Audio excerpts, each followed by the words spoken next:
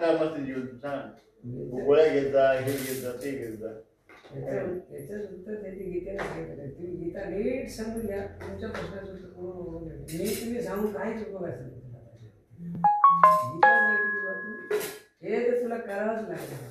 हे करत असताना त्याच्यामध्ये सोबत कोणी आहे का नाही तुमच्या?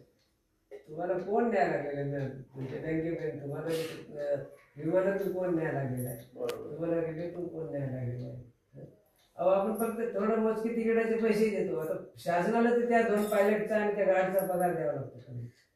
किती यंत्रणा लावली आहे त्याच्यासाठी, पोलीस सिक्युरिटी आहे, किती TC लोक आहेत, हे सगळे आहेत.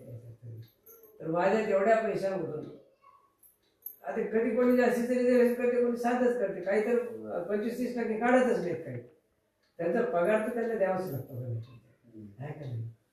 या भोग जीवनामध्ये नाना प्रश्न येते. फक्त माझ्यात भगवंत आहे हे समजल्यानंतर आपोआप प्रश्न सुटतो. कावळा चिमणी कधी दुपारची भाकरी संध्याकाळी कधी मिळत येते, कधीच चिंता नाही.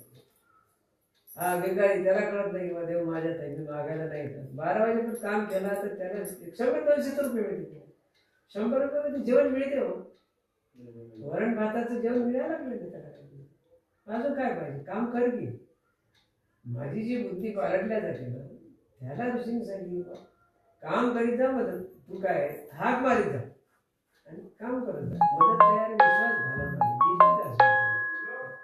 एवढाले प्रकरण पुन्हा कोर्टात चाललेले का चालले? गुन्हे का वाढवले तुमच्याकडून?